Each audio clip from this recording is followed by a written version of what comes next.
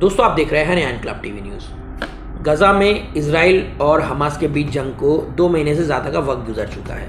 अब तक इस जंग में 22,000 से ज़्यादा मासूम फ़िलिस्तीनी अपनी जान गंवा चुके हैं। उनका घर बार सब कुछ एयर स्ट्राइक करके बर्बाद कर दिया गया है। लेकिन क्या ये नुकसान सिर्फ और सिर्फ फ़िलिस्तीनियों का हो रहा है? क्योंकि अगर इजरायली फ़ौज की तरफ देखा जाए तो वो ग्राउंड ऑपरेशन करने में, यानी कि ज़मीनी लड़ाई लड़ने में बिल्कुल नाकाम नज़र आ रही है। वो सिर्फ निहत्ते फ़िलिस्तीनियों को हथियारों के ज़रिए एयर स्ट्राइक करके मारने में कामयाब नज़र आ रहे हैं। हमास के सामने वो बिल्कुल भी टिक नहीं पा रहे हैं। क्या ये जंग इजराइल पर भारी पड़ रही है? क्या इजराइल आर्थिक तंगी की तरफ बढ़ रहा है? क्योंकि अगर देखा जाए तो इजराइल की फ़ौज के एक बड़े हिस्से ने गाज़ा में लड़ने से इनकार कर दिया। कई सारे ऐसे फ़ौजी हैं जो परमानेंटली डिसेबल हो गए, यानी कि ऐसे ज़ख्मी हो गए हैं कि वो दोबारा जंग लड़ ही नहीं सकते। कई ऐसे फ़ौजी हैं जो जहनी तौर पर बीमार हो चुके हैं, एंजाइटी का शिकार है, डर का शिकार है। तो क्या वाकई में ये जंग इजराइल पर भारी पड़ रही है और इजराइल आर्थिक तंगी की तरफ बढ़ रहा है? इजराइल के मशहूर चैनल न्यूज़ 13 ने दावा किया कि प्रधानमंत्री नेतन्याहू अब इस बात पर गौर कर रहे हैं कि कुछ सरकारी दफ्तरों को बंद कर दिया जाए और इन इजरायली सरकारी दफ्तरों का बचा हुआ बजट जंग में लगाया जाए। यमन की एक न्यूज़ एजेंसी सबा ने इजरायली मीडिया न्यूज़ चैनल का हवाला देते हुए बताया कि इजराइल पर इस जंग का खर्चा करीब $50 मिलियन का पड़ रहा है। साथ ही साथ इस रिपोर्ट में ये भी बताया गया है कि इजराइल का टूरिज़्म भी 73% तक गिर गया है। इजराइल की कंपनियों में इन्वेस्टमेंट ना के बराबर हो गई है। इस जंग की वजह से ट्रेड यानी कि इंपोर्ट एक्सपोर्ट भी बुरी तरह से प्रभावित हुआ है। आसान लफ्ज़ों में कहें तो इजराइल की जीडीपी डाउन हो गई है, क्योंकि आप देख सकते हैं कि ये लाल सागर में किस तरह से यमन के हुतीज़ ने इजराइल को गले से पकड़ा हुआ है।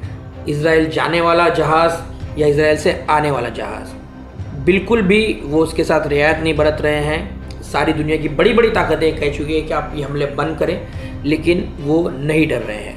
अमेरिका जैसी सुपर पावर कहलाने वाली ताकत को भी उन्होंने जूते की नोक पर रख दिया है।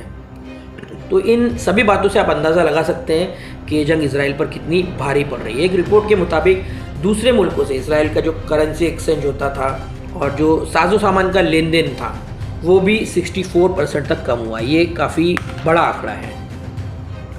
अमेरिका का एक दूसरा हिस्सा है चिली, काफ़ी मजबूत देश है वो, जहाँ पर बहुत पहले इजराइल द्वारा निकाले गए फ़िलिस्तीनी आकर बस गए थे।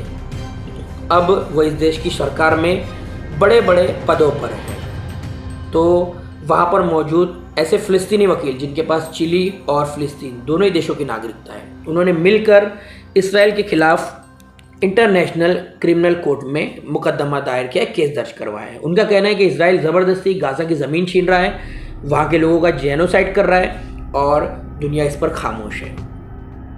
यूएन ने कहा है कि गाज़ा इस वक्त जहन्नुम बन चुका है, जहाँ लोग अपना वर्तमान और भविष्य मिटता हुआ देख रहे हैं। लेकिन काफ़ी अजीब लगता है कि यूएन जैसा अंतर्राष्ट्रीय संगठन क्यों इस जुल्म पर सिर्फ बयान देने की हद तक सीमित। आखिर कहाँ है उनकी जो फोर्सेस होती हैं यूएन की, वो कहाँ है? आखिर वो क्यों नहीं उतरती? यानी ये कहना बिल्कुल गलत नहीं होगा कि सिर्फ दोगलापन चल रहा है, क्योंकि जिनका कत्लेआम हो रहा है, जो मासूम बच्चे मर रहे हैं, वो एक ख़ास समुदाय के हैं जो सारी दुनिया के लिए टारगेट है। तो फिर जिनके खून की कोई अहमियत नहीं, जिनकी ज़िंदगी की कोई अहमियत नहीं, तो फिर यूएन उनके लिए क्यों कोई बड़ा कदम उठाएगा? खैर, देखते हैं कि ये जंग अब कहाँ तक जाती है, क्योंकि ये आग बुझने की बजाय भड़कती जा रही है। ईरान में हमले हुए हैं और कई जगह पर अमेरिका के बेसिस को भी टारगेट किया जा रहा है। एक तरफ हुतीज़ है जो बिल्कुल भी अब इजराइल को बख्शने के मूड में नज़र नहीं आ रहे हैं। तो अब ये देखना होगा कि आखिर ये जंग कहाँ तक जाती है।